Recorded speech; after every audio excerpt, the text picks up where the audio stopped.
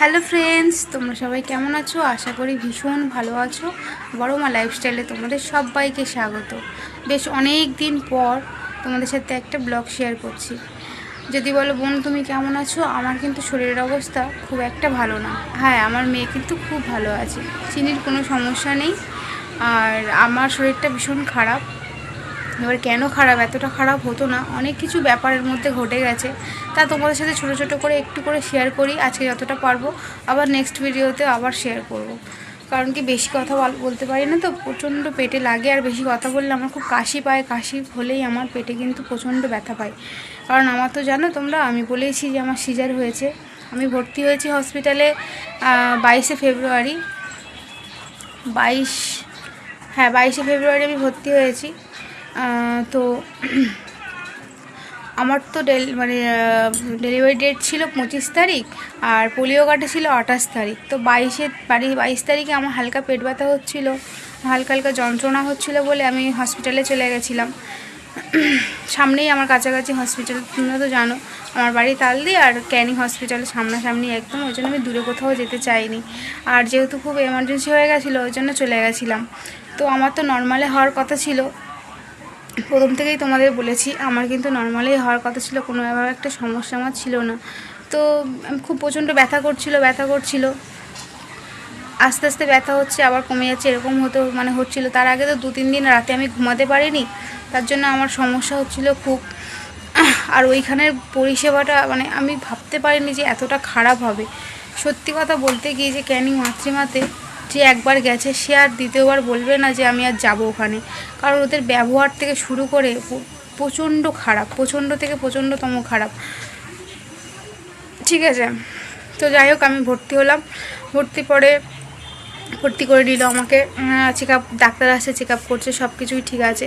হ্যাঁ, কিন্তু শেষের দিকটাতে হঠাৎ করে আমার শরীরটা এতটাই খারাপ লাগছিলো, যখন আস্তে আস্তে পেন হচ্ছিলো না, তখন আমার মনে হচ্ছিলো আমি এবারে হার্ট ফেল করবো, এরকম হচ্ছিলো। আমার এতটাই কষ্ট হচ্ছিলো, বাধ্য হয়ে আমি একবার শুধু ডাক্তারকে বলেছি যে আমার যখন চেক আপ করে 2 মতো আর কি বেবি পজিশান নিচের দিকে নামতে শুরু করেছিল। কিন্তু যখন আমার ব্যথাটা প্রচণ্ড যখন ব্যথা পাচ্ছিলাম আমি, তখন আমার মনে হচ্ছিলো যে আমি এইবারে হার্ট ফেল করবো। কারণ আর তার 2-3 দিন রাত থেকে আমার তো চোখে ঘুম আসে না, শরীরটা ভীষণ দুর্বল ছিল। তো আমি ডাক্তারকে একবার বলাতে যে আমি আর পাচ্ছি না, আমাকে সিজার করুন, সঙ্গে সঙ্গে ওরা রাজি হয়ে গেছিলো সিজার করার জন্য। তো সেটা আমার ইচ্ছেতেই হয়েছে সিজারটা। কিন্তু আসলে ব্যাপারটা হচ্ছে সারাটা একটা 2 দিন আমি হসপিটালে ওই লেবার রুমে ছিলাম। ওইখানে সবার কষ্ট আর ওদের ব্যবহার দেখে আরও বেশি করে আমার প্রেশারটা হাই হয়ে গেছে। আরও বিশেষ করে আমি ভীষণ ভয় পেয়ে গেছি।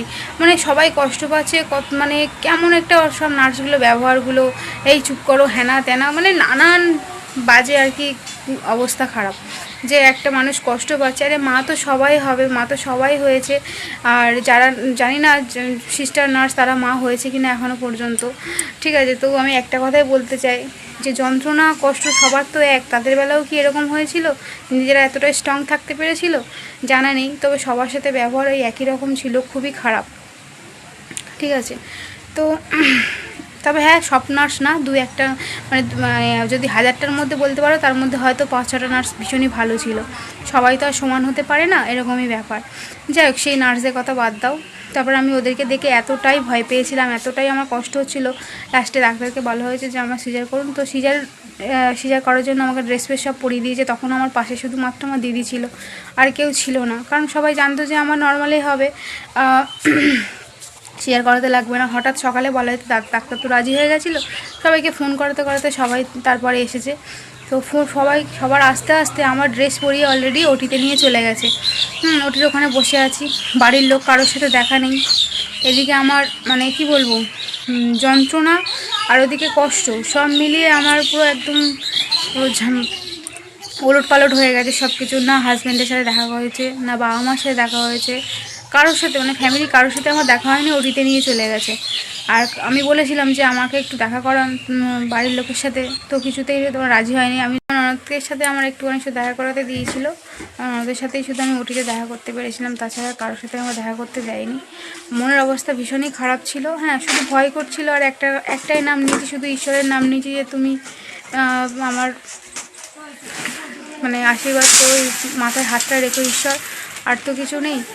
তো আর ওই ওটিতে আরও 2-3 জন আমার পাশে ছিল। একটা নার্সের ব্যবহার এত বাজে, কি উল্টোপাল্টা ব্যবহার করছে সবার সাথে, মানে আমার এত কষ্ট হচ্ছে, সাথে আমাকেও ওরকম আমার সাথেও করেছে।